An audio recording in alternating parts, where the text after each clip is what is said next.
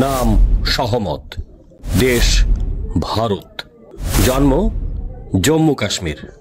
দর্শক বন্ধু, আপনাদের কি মনে আছে হিন্দি সিনেমা রাজির কথা? এই সিনেমায় সহমতের ভূমিকায় অভিনয় করেছিলেন আলিয়া ভাট। জম্মু কাশ্মীরের মেয়ে সহমত আজও কেন বিখ্যাত, কি করেছিলেন তিনি?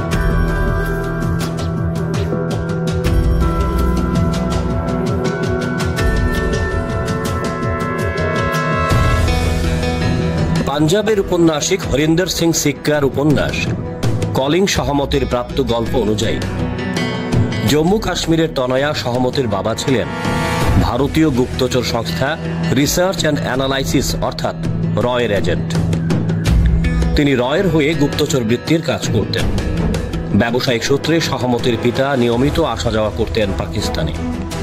সেই সঙ্গে পাকিস্তান সেনা ও পাক গুপ্তচর সংস্থা আইএসআই এর অনেক গোপন তথ্য নিয়ে আসতেন ওপার থেকে, এবং প্রাপ্ত তথ্য তিনি উগলে দিতেন ভারতীয় সেনার কাছে। 1965 সালের ভারত পাকিস্তান যুদ্ধে সহমতের বাবা জীবন ঝুঁকি নিয়ে দেশের জন্য গুপ্তচর বৃত্তি করেছেন। অনেক ক্ষেত্রেই তার দেওয়া তথ্যের ভিত্তিতে পাক সেনাকে পরাভূত করতে পেরেছে ভারতীয় সেনা। কাহিনীর ক্লাইম্যাক্স শুরু হয় 1969 সালে। তৎকালীন সময়ে সহমত দিল্লি বিশ্ববিদ্যালয়ে পড়াশোনা করেন।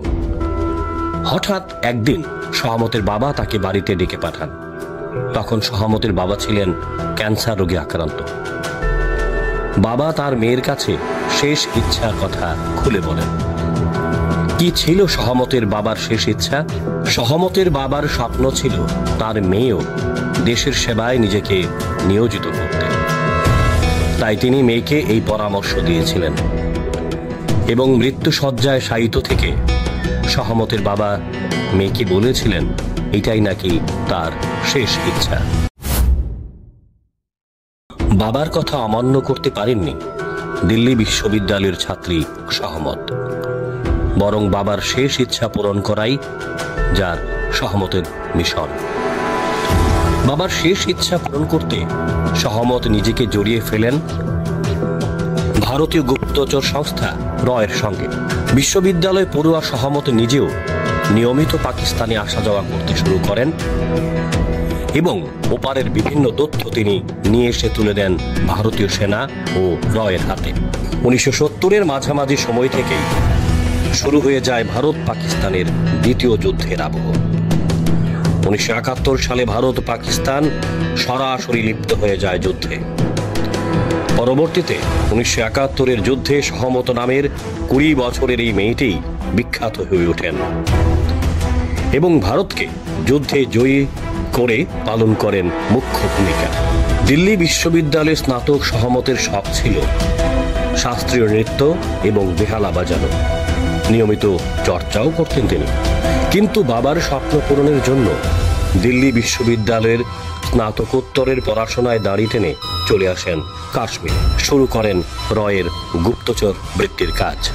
1971-এ ভারত পাকিস্তানের আকাশে তখন যুদ্ধের ঘনঘটা। এই সময় ভারতীয় সেনার কাছে প্রয়োজন ছিল পাকিস্তানি সেনাবাহিনীর পরিকল্পনার তথ্য জানা। কিন্তু কি করে তা সম্ভব হবে? তখনই ভারতীয় সেনার নজরে আসে সহমত। যুদ্ধ সংক্রান্ত পাকিস্তানি সেনার সমস্ত পরিকল্পনার তথ্য আনার দায়িত্ব বর্তায় সহমতের উপর।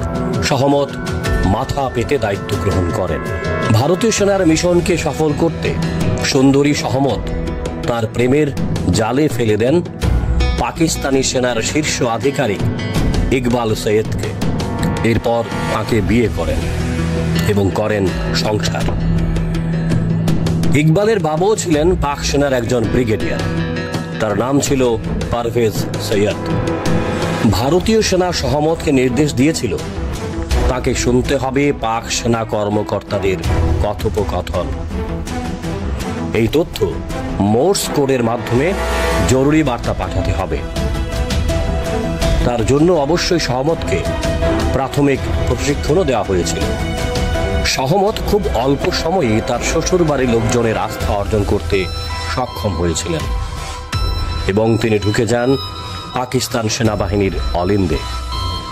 নাচ গানে দক্ষ থাকায় সহমতকে পাক সেনার স্কুলে চাকরি দেওয়া হয়। এর ফলে পাক সেনার গোপন তথ্য চলে আসে সহমতের হাতের মুঠোতে।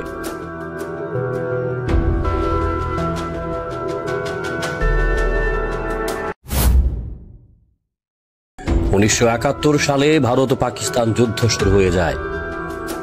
সেই সময় ভারতের রণতৌরী আইএনএস বিক্রান্তকে বঙ্গোপসাগরে নামানো হয়। এই খবর পৌঁছে যায় পাক শিবিরে। পাকিস্তান ভারতের আইএনএস বিক্রান্তকে জব্দ করতে বঙ্গোপসাগরে জলে নামিয়ে দেয় তাদের ক্ষেপণাস্ত্র সজ্জিত সাবমেরিন পিএনএস গাজীকে। পাক সেনার অলিন্দ থেকে পিএনএস গাজীর অবস্থান সংক্রান্ত সমস্ত তথ্য ভারতীয় সেনার কাছে পাচার করেন সহমত। তার দেওয়া তথ্যের ভিত্তিতেই তৎক্ষণাৎ ভারতীয় নৌসেনা বিশাখাপত্তনম বন্দরের কাছে পাকিস্তানি সাবমেরিন গাজীকে ধ্বংস করে দেয় এবং অনেকাংশে নিশ্চিত করে যুদ্ধ জয়। ভারতীয় গুপ্তচর সংস্থা রয়ের এজেন্ট সহমতের কার্যকলাপে সন্দেহ হয় তার শ্বশুরবাড়ির ঘনিষ্ঠ আব্দুল নামে এক ব্যক্তির। সহমত বিষয়টি নিয়ে নিশ্চিত হওয়ার পর আব্দুলকে ট্রাকের চাপায় পিষে দিয়ে হত্যা করেন। সহমতের পাক সেনা আধিকারিক স্বামী ইকবাল সৈয়দ সত্য ঘটনাটি জানতে পারেন। তখন দেশের স্বার্থে তিনি স্বামীকেও হত্যা করেন। এই সময় গর্ভবতী ছিলেন সহমত। শেষে তিনি নিরাপদে সীমান্ত টপকে চলে আসেন ভারতে। বাদবাকি শেষ জীবন তিনি কাটিয়ে দেন পাঞ্জাবের মালের কোটলায়। 2018 সালে সহমতের মৃত্যু হয়। আজও গোপন রাখা হয়েছে এই মহিষী নারী সহমতের আসল পরিচয়। তবে যখনই ভারত পাকিস্তান যুদ্ধের আবহ তৈরি হয়, তখনই দেশের মানুষের মনে ভেসে ওঠে মহিষী নারী সহমতের নিঃস্বার্থ আত্মত্যাগের উপাখ্যান। স্বপ্নের বাড়ি কিনবেন ভাবছেন? দেরি না করে চলে আসুন আরবি কনস্ট্রাকশনে। অত্যাধুনিক সুযোগ সুবিধা সহ আপনার সাধ্যের মধ্যে ফ্ল্যাট পাবেন আমাদের এখানে। রয়েছে ব্যাংক লোনের সুবিধাও।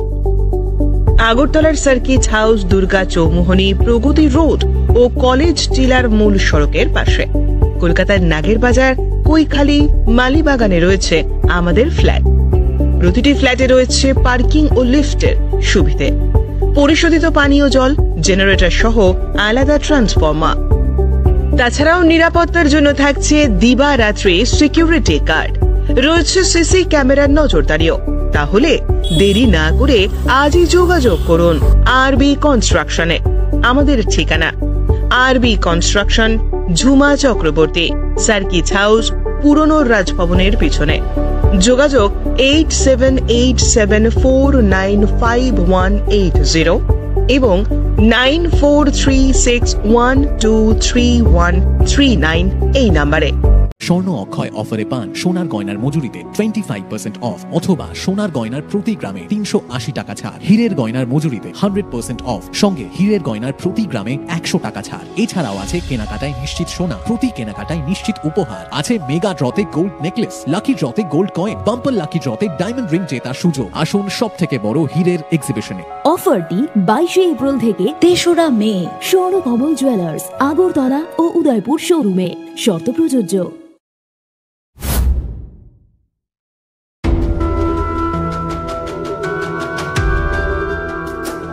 Bureau Report, Jam 24 News।